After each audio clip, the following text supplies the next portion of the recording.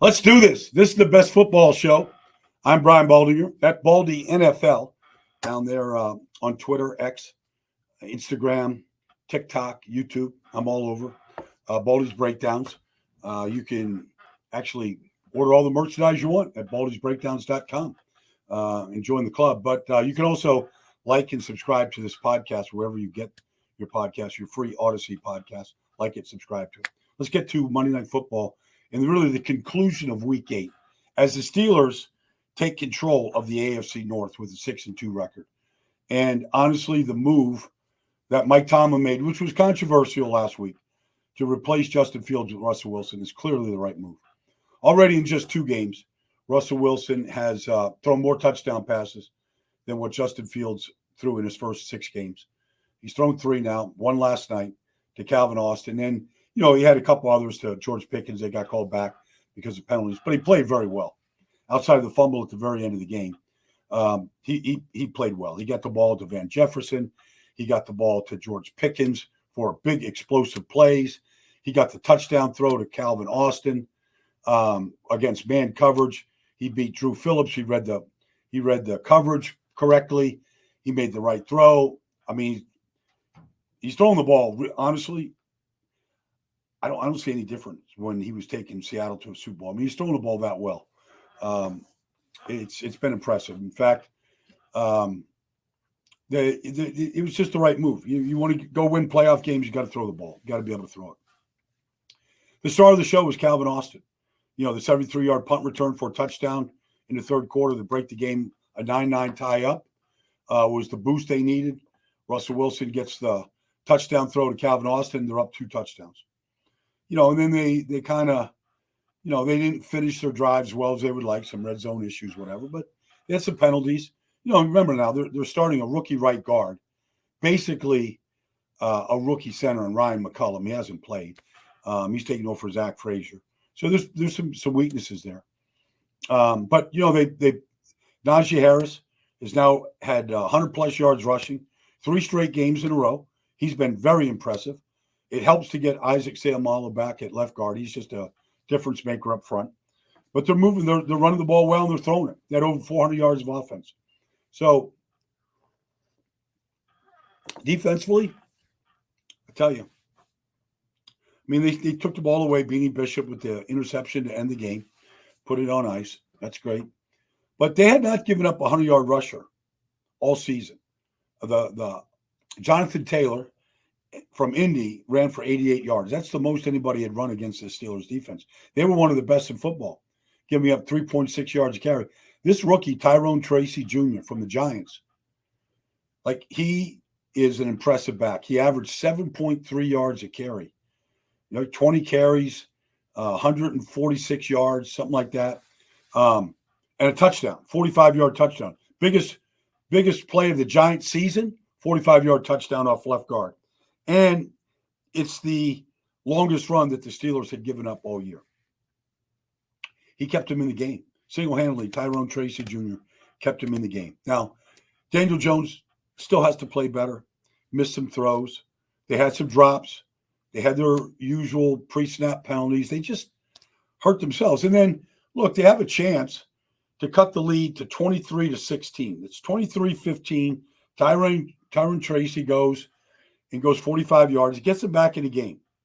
Personally, I thought they should just kick the extra point, make it a 7-point game. But they go for a 2-point try. And, it's an old college trick. They line up all the offensive line outside the numbers, and they put a Malik Neighbors back there to catch the ball. And Pittsburgh's not lined up correctly. There's a huge numbers advantage. You see why you might do it, but the ball snapped to Daniel Jones, throws it to Malik Neighbors, and Alex Highsmith runs through the line and blows the play up. And Daniel Jones is ready to blow a fuse, and Brian Dable's ready to blow a fuse. Because I'm sure they worked on it. I'm sure they prepared. I'm sure they practiced it for a 2-point try. And then it came time to doing it. They didn't get it done. And this kind of things keep showing up with this Giants team. They're very competitive in some games. Had a chance last night. Can't make the plays when they need to. They played a journeyman left tackle, Chris Hubbard. Played really good out there. Yeah, TJ made a couple plays. Highsmith made a couple plays. They got a fumble, from on Daniel Jones. But I thought, by and large, they blocked the run pretty good. Some days I think the Giants can turn the corner, and then they just can't make the right plays necessary to do it. Let's go to a team that did turn it around this week, and that's Cleveland. Jameis Winston played awesome. He saw first of all, they got a healthy offensive line. DeJuan Jones started his first game ever at left tackle. Batonio at left guard. Posick at center. Wyatt Teller back at right guard. He'd been out. And Jack Conklin at right tackle. And the tight ends. And I'm telling you, Chubb is just getting stronger and stronger. Watch. He's starting to get stronger. He's coming off a major surgery, second game back. Wait. It's coming. Big runs are coming. All right. They played very well up front. And Jameis Winston saw the field. And he made one great throw after another. Touchdown to Njoku. A great throw, great catch. 2 touchdowns to Cedric Tillman. No Amari Cooper. Tillman steps up, including the game winner. Takes him down the field. To go win the game. Jameis was awesome. Got the ball to Jerry Jeudy. Got the ball to Cedric Tillman, to Njoku. Play action passes worked. New play caller. And you come out of the game and you go, like Cleveland plays, I'll tell you. Let me just give you a couple games here because I don't want to get too far ahead of myself. But like Cleveland right now, obviously they don't have a good record. They're 2-6. And they play at home to the LA Chargers, who are not an explosive team. And they go to New Orleans. Like I can see them winning these next 2 games. And all of a sudden you're 4-6. And you won 3 in a row, and Jameis is your quarterback, and you go, wait a minute, maybe we can get into this race. Right now, Pittsburgh's in first at 6-2. Baltimore is 5-3. And let's face it, Baltimore is a mess in the passing game. I mean, they're last in the league in passing yards allowed per game. Last. And you looked at the last 2 touchdowns they gave up to Cedric Tillman. Like they blew the cover. They couldn't even get lined up on the first one. And he beats them on a quick slant, and nobody knows what they're doing. They got a safety going and rotating in the middle of the field. Their corner gives it up. They can't get lined up front. They're a mess. And I worry about that team. You saw Lamar can play. He could be the MVP of the league. Derrick Henry could be the offensive player of the league. All of that can happen. But they just give up points and yards like they did to Jameis Winston making his first start. I mean, what are they going to do if they see, a good passing team in the playoffs? Josh Allen, Patrick Mahomes. Like, are they going to be one and done? I don't know. If C.J. Stroud gets hot, Houston gets hot, they get all their guys back. Like, can they stop anybody in the passing game right now? They're a mess. Now let's go to a scene that happened in Houston, Indianapolis and Houston, in a 20-10 ball game, third quarter. Anthony Richardson shakes off a defensive end and goes running, and he's tackled, and he gets up, and it's a sack. It's literally like a game, a loss of a yard on the scramble. It's a scramble hit like almost every quarterback in this league takes, whether you're Patrick Mahomes, whether you're Jaden Daniels, you get hit, okay? You take off the ball, you're going to get hit. Gets hit by a defensive back, Hanson. They credit him with the sack. And he taps out. I got to come out. And I posted a video. It's at well over 2 million views. And I said it's inexcusable. There's no defense of that. Yes, players get hurt all the time, and they need help off the field. That's not what this is. This is a guy who said he was tired. He was tired. He was running. He got tired. Well, okay. I've never seen it. I've seen quarterbacks come out of a game, come out for a play, equipment failure.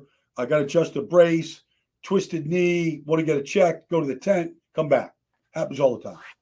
Never seen a quarterback take himself out. I've seen quarterbacks. You can lay down on the ground. You can have trainers come out and look at you, get the wind knocked out of you, take a play, go back in. I've never seen a quarterback tap out. I've never seen a player. You just don't see quarterbacks ever do this. I've been in this business since 19 82 as a player and a broadcaster. 42 years. I've never seen a quarterback do that. I've seen Patrick Mahomes try to play with a broken ankle. I've seen McNabb play with a broken ankle. Like, I've seen this stuff happen, and they play. Like, you can't get Mahomes off the field. You can't get Josh Allen off the field. You can't get these guys off the field. And he's tapping out. I thought, and I know a lot of players on his team came to his defense. That's what you should do. But I don't know if Ryan Kelly did. Ryan Kelly, the center, said there's things that have to be discussed. You're the franchise quarterback. He's struggling like hell. They're staying with him. They might be losing games in spite of him right now. Joe Flacco played better, but if that's the future, okay, that's an organizational decision. But you can't tap out of a game if you're the quarterback and go back in after you catch your breath. Like, you can't do that. I had a big problem with it. I played for the Colts. I know Jimmy Irsay. I know that organization very, very well. They had, Peyton Manning there. They had Andrew Luck, who played through a bruised kidney, against Denver one Sunday, lacerated kidney through, shouldn't have even been on the field. Couldn't get him off the field. This is different. This is not an injured player.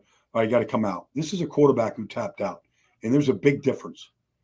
And then let's go to I just had to get that off my chest. I just don't agree. I want to like Anthony Richardson. I'm all for player development. I'm all for rookie quarterbacks, playing through some struggles. Troy Aikman was 1 of 15 his rookie year. He was. I think the Eagles sacked him his rookie year 12 times. I never saw Troy Aikman wanting to tap out.